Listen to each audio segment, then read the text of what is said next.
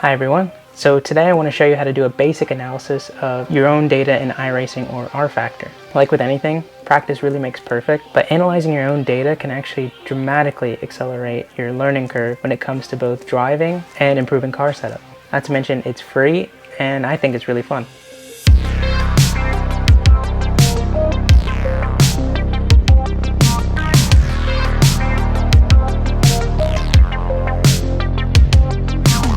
Now, just as a disclaimer, I am a driver who has a love and appreciation for engineering, but I'm not an engineer myself, so I can only teach you what I know about Motec and data analysis. But hopefully by the end of this video, you have enough to hit the ground running. Now, sim racing is really tough because you have the added difficulty of having less tactile information than you would in a real car. Sure, you have force feedback and the obvious visual and audible references that you would get from a game, and maybe motion if you have a motion rig, although I've never really liked any of the ones that I've tried. But sim racing just takes a lot of precision and a lot of practice.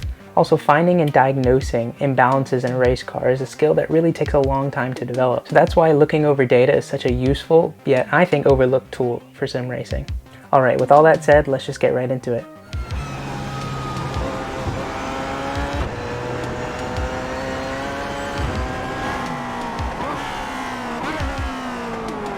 So just quickly, I'm going to tell you how to install the necessary software in order to analyze your own data. But if you already have this part sorted, then go ahead and skip to the time you see on the screen right now for the actual analysis bit. So using Motec with iRacing or rFactor is 100% free, but you'll need to install a plugin for each one respectively. For iRacing, you'll need to install the MU installer plugin, which will automatically convert the iRacing files into a file format that Motec can read. And there's a plugin for rFactor that does exactly the same. I'll put links in the description for everything that you need on how to do this. But it's super simple. Also, if you want a simpler data analysis software for iRacing, I'd recommend checking out Virtual Racing School. It's an online membership service that has its own data analysis software, which is much more user-friendly. That's of course at a cost, but if the user interface in Motec is that annoying for you, then I'd suggest checking that out. So once you open Motec, you'll come up with this screen.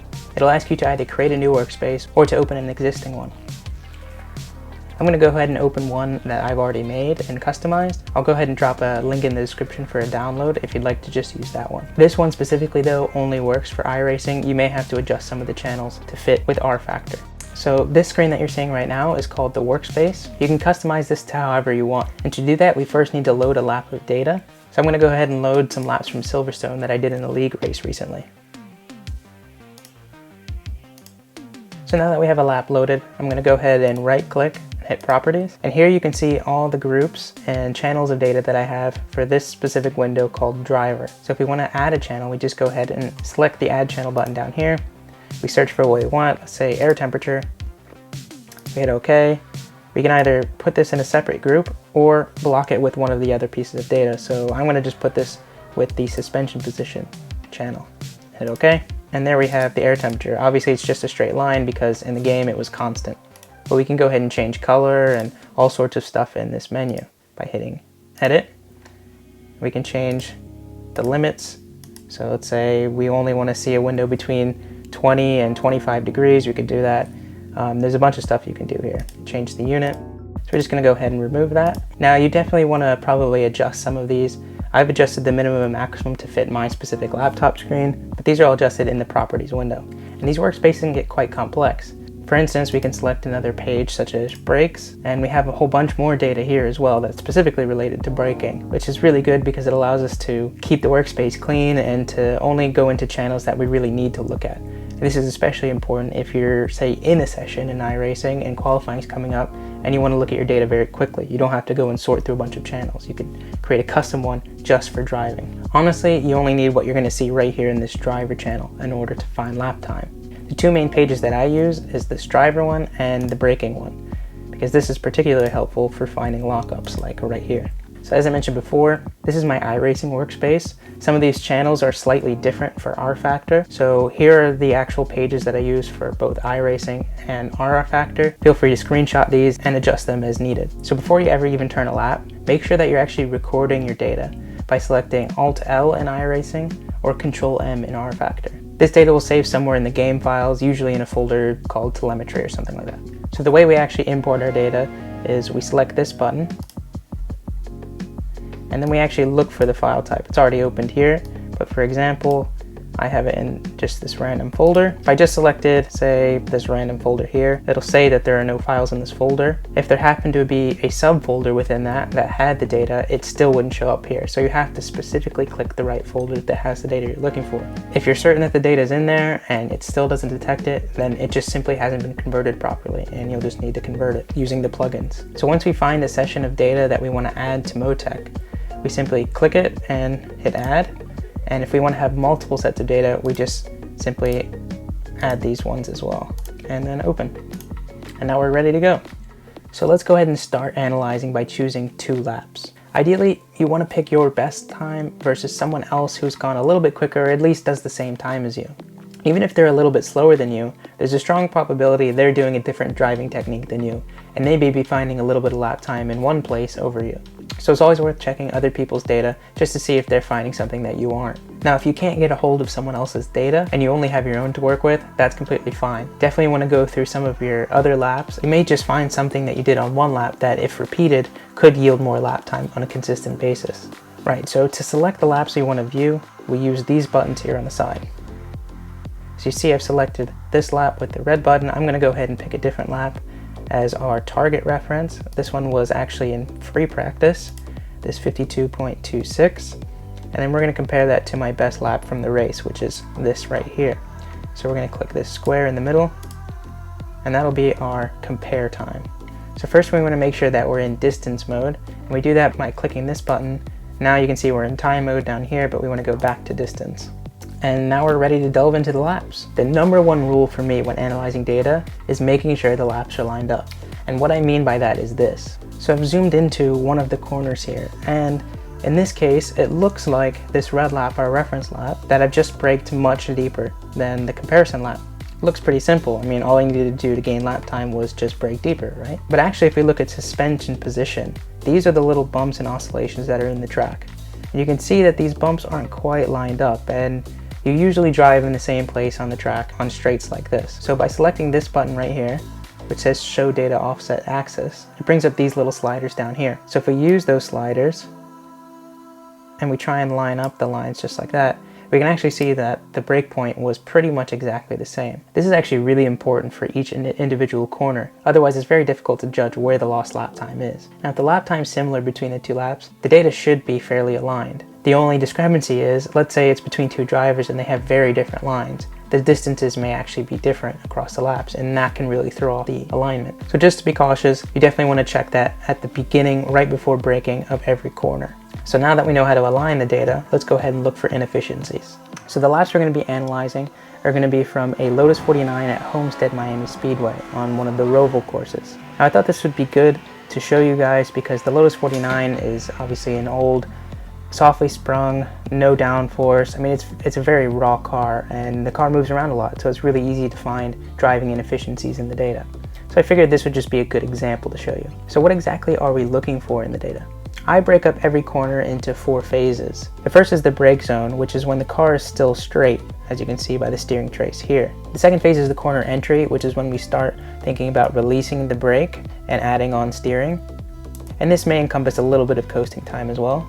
The third phase is the mid-corner, which is when we're potentially coasting or thinking about applying throttle again. And the final phase is the exit, which is when we're trying to get back to full throttle while simultaneously trying to release the steering. We must consider that each of these phases actually lead into the other. In other words, it's a snowball effect. And because of that, I like to work backwards in each corner. So to start, we're going to look at the hairpin on Homestead Miami. I've gone ahead and already lined up the data here on the straight just before the corner. And so like I said before, I like to work backwards, so we're going to start with the exit here. So if you're used to looking at any data, and this probably looks a little bit more busy than usual, and that's because of the Lotus 49. I mean, there's no arrow, so we have pretty much a table brake, as we would call it, so it's a very flat line. In a downforce car, you have to peel off the brakes as the speed rolls off because you're losing downforce. In this car, that's not really the case. Also, it's a manual, so we have blipping on the downshifts, as well as full lifts for upshifts. So now let's go ahead and work backwards through the data. So one thing that I'm noticing first is this moment of oversteer here on the exit, and the white lap, which is our slower reference. I did end up crashing on this lap. It's not actually 10 seconds slower, but I thought this was a good comparison. So here you can see we have a moment of oversteer, which is represented by this steering trace going in the opposite direction. And we can see that correlates here with the speed. So at first glance, it looks like this car is too oversteery on traction. Obviously, I know that it's the same setup and the same driver, but let's say you're comparing the laps of someone else. Your first instinct may think, oh, my car has a bit too much oversteer on traction. But if we actually go a little bit farther backwards, we can see that there are some other things that are snowballing into that exit oversteer. So here in the mid corner, speed-wise, we're not too far down, but you can definitely see that there's more steering lock earlier on, and definitely more in total as well. There's actually a smaller peak for the red lap, which is the reference. So now it looks like actually we had a bit of mid-corner understeer that then turned into exit oversteer. And you can imagine if you have all this load in the front tires and you're waiting, and then all of a sudden they grip up because the temperature's been generated them, all of a sudden you're gonna get a snap because now the front is overpowering the rear. Okay, so maybe the problem is mid-corner understeer. Well, if we actually even go back a little bit further, we can actually see there's a tiny little movement in the opposite direction in the brake zone. So we zoom up here by double clicking and then dragging and then clicking again. It's kind of hard to see with the scale here, but if we pull it up a little bit, you can see steering straight, and all of a sudden the white lap turns in the opposite direction. So that would be towards the right, and this is a left-hand corner. So if you can imagine, if you hit the brakes and you're about to turn in the corner, but then the car's going the wrong direction, you're gonna have less time to do that steering lock and probably have to do it at a sharper amount of steering, which is what we're seeing with this mid-corner understeer. So actually it looks like it was this entry oversteer, which then caused the mid-corner understeer, which then caused the exit oversteer. So you can see how it can be a snowball effect, and how the problem which seems most obvious, which is this exit oversteer, was actually not really an issue at all. It was this entry oversteer that caused it. So now we need to ask ourselves, what caused that entry oversteer? And looking on these channels, it might not be totally obvious. I mean, you can kind of see here, maybe there's a bit less deceleration in the initial phase of braking, but it doesn't seem like there's a massive difference in pressure here. I mean, maybe a little bit in this area, but it doesn't look like too big of a deal. If anything, it looks like maybe there's a bit too much pressure here, and we see an RPM drop. So this could be rear locking. We'll go ahead and switch to the brake channel to see if that's the case. So here are our rear wheel speeds. The colored lines are actually our reference lap, the one that's in red in the other screen. And then the white is our rear wheel speeds for the lap that had the entry oversteer. So we can see this dip here is actually rear locking. So that's the rear's chattering because there's a little bit too much pressure here for the tire to be able to cope with. So this really isn't probably a balance problem at all. It was just simply that there wasn't enough efficiency here in the early part of the brake zone. So then that resulted in me having to be like, ooh, you know what? I need a little bit more brake here. I'm not quite gonna make the corner. And then we ended up having this entry oversteer issue, which snowballed into so many other things. So you can see that's just one example where you think one thing is the problem, and especially with exit oversteer, it's usually pretty obvious and it's the last thing that happens. So it's the easiest thing for you to remember in your brain as being the problem. And then you see a lot of drivers who will then go in and make setup changes or ask for setup changes from their engineers saying, oh, you know, the exit oversteer is way too intense. But the reality is it was another problem that started it that was just a little bit less obvious. And this is certainly prevalent in iRacing, especially with people who aren't experienced yet, because they think the most obvious thing is usually the answer, and sometimes that really isn't the case. And that's why data is so important and useful for sim racers. So here's another example in the hairpin. Hairpins are really obvious for seeing stuff like this. So this is a different scenario than we were seeing before. I mean, at this point, it looks like I've actually had quite good deceleration here. No rear locking that you can easily see in the RPM trace. But you can see right in the last phase of the braking, the speed starts to increase. And then as I approach the minimum speed, the actual minimum point at which I reach a minimum speed is much later than the red lap. And then the red lap's able to get on power much faster. And that yields a much faster lap time because I'm on power for basically a little bit longer. As you can see by these upshift points, I've actually gained quite a lot of time as a result of getting on power earlier at the apex. So why did that happen? So if we actually look in the brake trace, it seems like I've released on the white lap just a tad earlier. I mean, it's only a minute amount of pressure difference, but that's allowed the speed of the car to increase slightly. And it looks like I somewhat realized this at the time while driving, because all of a sudden I've put on a little bit more steering lock than on the red lap. It's only incrementally more, but it makes such a big difference. Then all of a sudden I've gone from no rotation, as we can see in the yaw rate, which is the angle of the car relative to the corner, and I have no rotation, and then all of a sudden now it's more than the red lap. So it's had quite a shock of rotation on entry. And clearly the tire must be slipping a little bit because the speed isn't really increasing, but the rate of deceleration isn't as strong as in the red lap. So now all of a sudden I'm having to add to steering lock in order to try and slow the car down or at least get it to turn. But as we can see in the yaw rate here in the peak, we're actually getting less maximum rotation than in the red lap at this point, despite the increased amount of steering lock. And because we haven't done enough rotation by the time we reach the apex of the corner, we're having to wait to go on power. And the white lap is a whole, we can actually check in meters here. So we're at 2,039 meters here, as you can see down in the bottom. If we move a couple frames ahead to the start of the acceleration of the white lap, we're at 2,045 meters. So that's a whole 6 meters later, which might not sound like a lot, but then you can see even in this speed trace how much longer you have more speed in the red lap compared to the white lap, and then eventually it equalizes as you increase speed. But all in all, if we want to see how much lap time that's actually worth, we'll just select this show variance button up here. You can see just at the start of this corner we're at a 0.829 second difference, and then if we go to the start of the next corner, we're at a 1 second difference already. So that's nearly a 2/10 loss, and that's merely by being on power 6 meters later. And that's despite having a slightly higher entry speed. Really getting on power on a corner like this, where you have such a long straight afterwards, is absolutely imperative. Alright, I hope everything's making sense so far. I'm going to go ahead and show you one more corner. Now this is different than the hairpin, actually polar opposite. This is a high-speed corner, so the technique can be quite different. Before we get started, let's see which of these two laps is fastest. So we'll open our show variance. So just before the corner, we're at a basically 1 second difference between the two laps. And if we go just as the next corner comes up, we're at a just over a 9/10 difference. So we're talking about 6/100ths of a second difference. Now it doesn't sound like much, but in a corner that's this short, that's actually quite a big difference. And in terms of a, let's say a track with 10 corners, if you're half a tenth down and 10 corners, you're half a second off. So that's really a considerable amount of lap time when you think about it. All right, so as we can see in the red lap, there's clearly a little bit more entry speed, but then we have less minimum corner speed and a slightly slower exit. So let's see why that is. So I've already aligned the data here on some bumps just before the corner starts. You don't want to line up in these very obvious ones because this is actually just the car diving, and if you line it up on the brake zone, it'll look like you're hitting the same brake point every time. So we have to use the bumps ahead of the corner. So immediately we can already see that the white lap, the braking and release point is slightly earlier than the red, and the peak pressure is slightly lower as well. There's also a considerably earlier release. What's really interesting about high-speed corners like this, so if we look at our yaw rate, which is, as I said earlier, our rotation into the corner, this is a left-hand corner. There's quite a bit of rotation happening with almost zero steering angle. So that means the car is basically sliding and the steering wheel's nearly straight, maybe just a touch like that.